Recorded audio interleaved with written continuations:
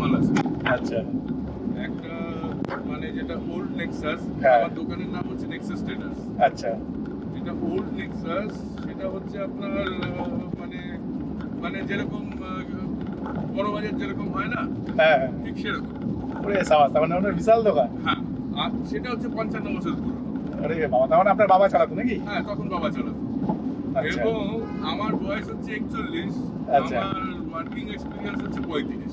আচ্ছা, তার কারণ হচ্ছে এটা অনেক ছোটবেলা থেকে বাবার সাথে দোকানে লেগে বাবার ওই পড়েছে। আঙুল ধরে, হ্যাঁ মানে সেকেন্ড স্যাটারডে, আর আমি যেহেতু ওখানে পড়েছি, মানে আমাদের আন্দামান নিকোবর আইল্যান্ডে পড়েছি, আচ্ছা ওখানে সেকেন্ড স্যাটারডে আর ফোর্থ স্যাটারডে ছুটি, ওখান থেকে সেন্ট্রাল শুরু করেছিল, তারপর বাকি ব্যাংক ইমপ্লিমেন্ট করলো, আস্তে আস্তে সব জায়গায় ইমপ্লিমেন্ট করা শুরু হলো।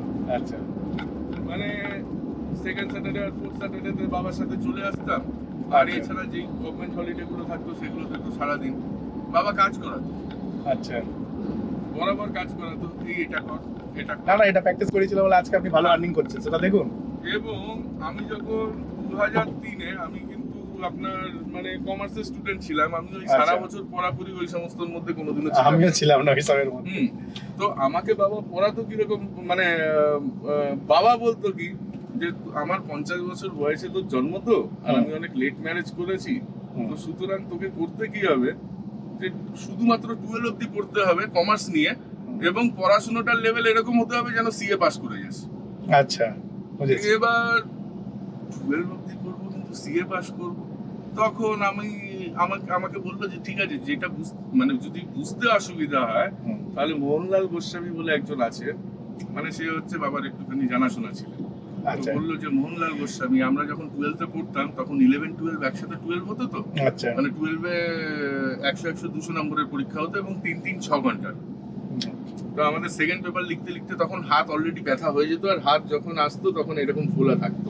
আচ্ছা তো মোহনলাল গোস্বামী তো গিয়ে বললাম যে বাবা এরকম কথা বলেছে, বলছে ও জানি তোমার বাবা কি বলতে পারে, ঠিক আছে মাঝে মাঝে আমার কাছে আসবে।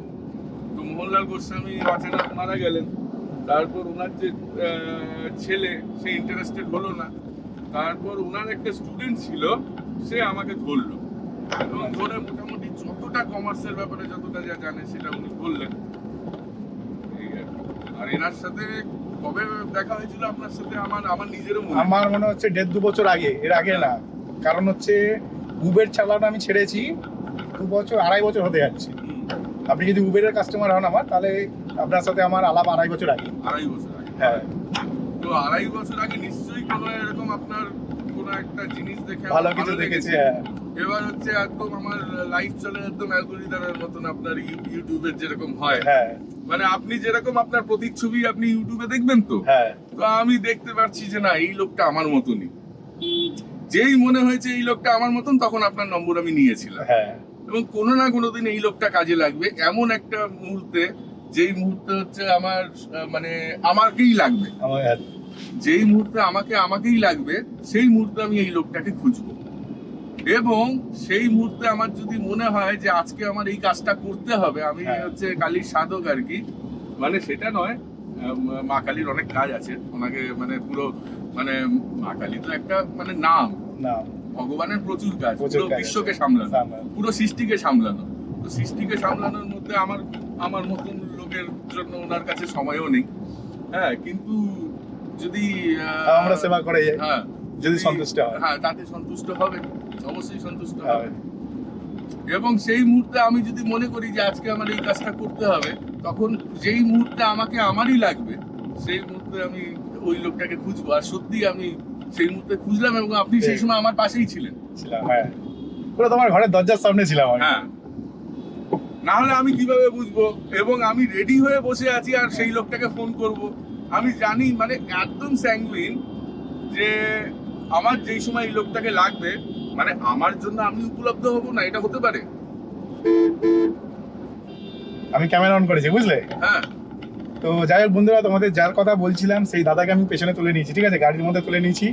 দাদা কিন্তু আমার অ্যাডভান্স পেমেন্টও করে দিচ্ছে। তোমাদের সবাইকে বলেছিলাম আজকে ছেলে স্কুলে মাইনে দিতে হবে, প্লাস একটা লোন আছে।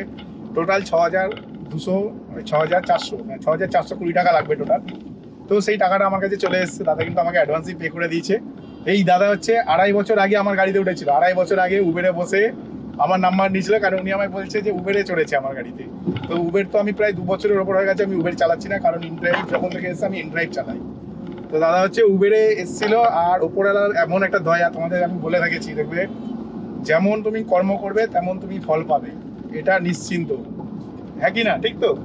ঠিক ঠিক ঠিক। কারণ আমি তোমাদেরকে দেখবে বলেছি সবসময় যে আমাকে সবসময় প্রত্যেকটা প্যাসেঞ্জার এসে বেশি বেশি করে টাকা দেয়। আমি সব থেকে বেশি ভাড়া নিই কলকাতা শহরে। প্যাসেঞ্জার আমার গাড়িতে বসে, তো বসার পরে নিয়ে নাও। আজকে আমাকে লাস্ট যে মহিলাটাকে আমি নামিয়েছি, এই দাদাকে তোলার আগে একটা মহিলাকে নামিয়েছি, তারপর আর একজনকে তুলেছি।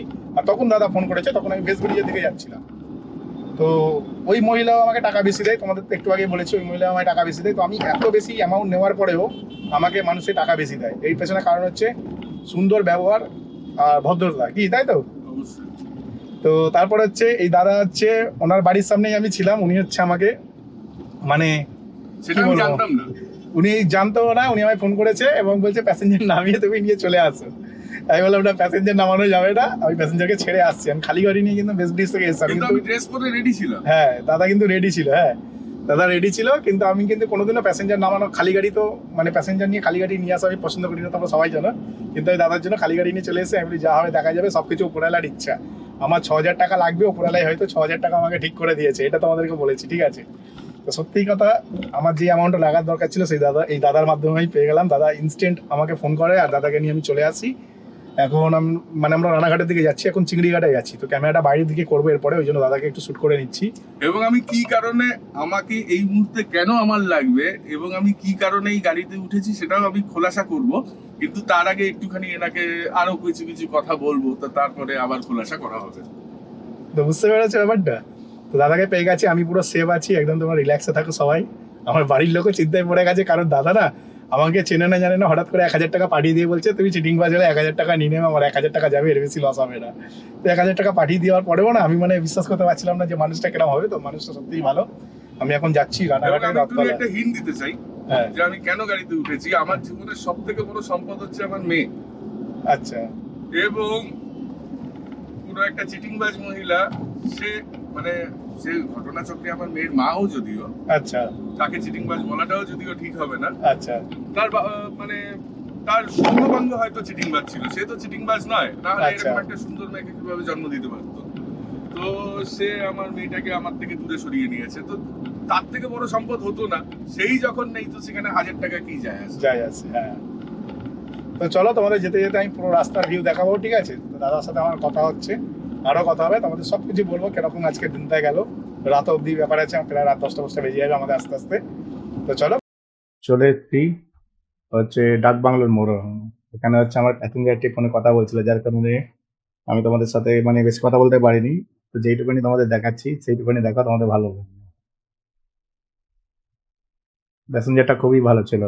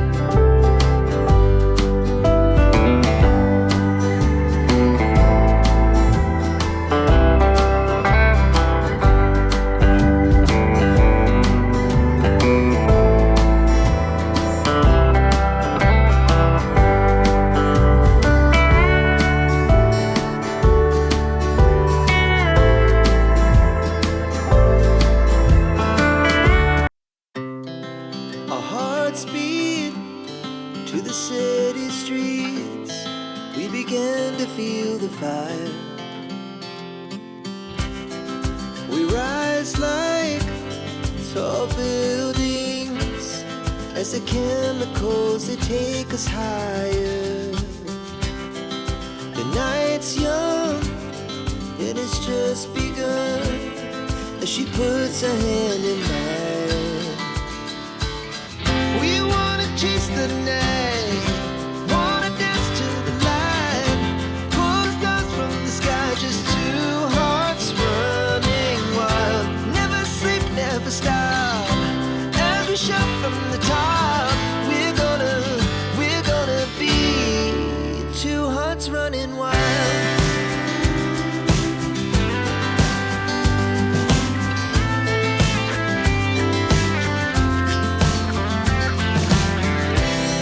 Now the morning is the afternoon. We lay awake in bed. The laughs so loud as the hours pass. We're gonna do it all again. We wanna chase the night, wanna dance to the light, pull stars from the sky, just two hearts running wild. Never sleep, never stop, as we shout from the top. We're gonna be, we're gonna be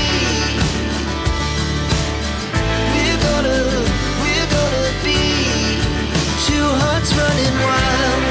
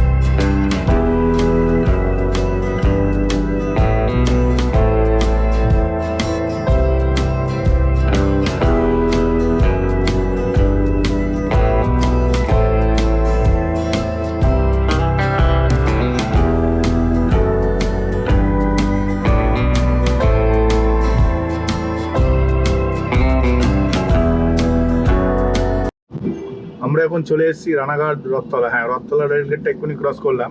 টোটো দেখলেই বুঝতে পারে, সামনে টোটোগুলো দেখো আসছেই না, কিছু যাচ্ছে না কিছুতে। তো মোটামুটি এখন এখানে হচ্ছে আমাদের কতক্ষণের কাজ আছে বলতে পারছি না, হতে পারে 1 ঘন্টার, হতে পারে আধ ঘন্টা, হতে পারে 10 মিনিটের কাজ শেষ। তারপর এখান থেকে রিটার্ন বাড়ি যাবো, এই হচ্ছে ব্যাপার। তো চলো এখানে একটু অপেক্ষা করি, তারপর দেখছি নেক্সট কতক্ষণে বাড়ির দিকে। এটা হচ্ছে রথতলা হ্রদ, এখানে প্রচুর পরিমাণে হ্রদ বেরিয়েছে, এটাও তোমাদের দেখাচ্ছি। খুবই বিশাল বড় ব্যাপার। এটা হচ্ছে রানাঘাটের রথতলা। আমরা চলে এসেছি রানাঘাটের রথতলায়। তো ভীষণ ভালো লেগেছিল এখানটা দেখে, কিন্তু এখানে না রাস্তা যাওয়ার মতন ছিল না, পুরো রাস্তা বন্ধ করে দিয়েছে। আমরা চলে গেছি আর রাস্তা বন্ধ, যেখানে CR পর্যন্ত দেওয়া ছিল। তার মানে বুঝতে পারলাম যে এখানে বিশাল বড় মেলা হয়। তো দুর্গাপুজোর মতন না, রথতলার যে মাঠ আছে সেই মাঠে মেলা হয়। ভীষণ ভালো লেগেছিল এখান থেকে, কিন্তু দেখার সুযোগ পাইনি। যেটুকুন গাড়ি চালাতে দেখতে পেয়েছি সেইটুকুনি দেখলাম, তো সেটাই তোমাদের আমি দেখালাম।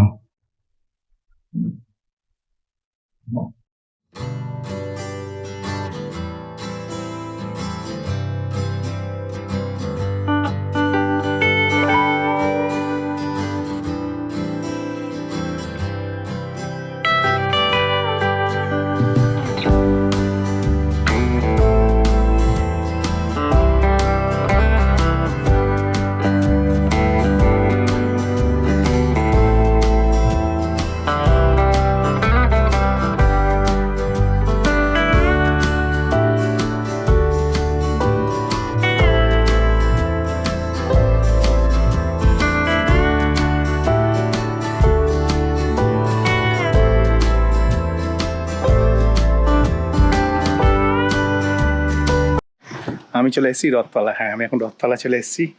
রথতলাটা হচ্ছে রানাঘাট, রানাঘাটের একটু ভেতর দিকে হচ্ছে রথতলা। আর গাড়িটা মাঠে পার্কিং করেছি, তো সেটা তোমাদের একটু পরে দেখাবো, ঠিক আছে? তো পুরো বিষয়টা পরে আরও খুলে বলো যখন আমি বাড়ির দিকে যাবো। তো চলো, যাদের বাড়িতে এসেছি তাদের বাড়িতে আগে যাই।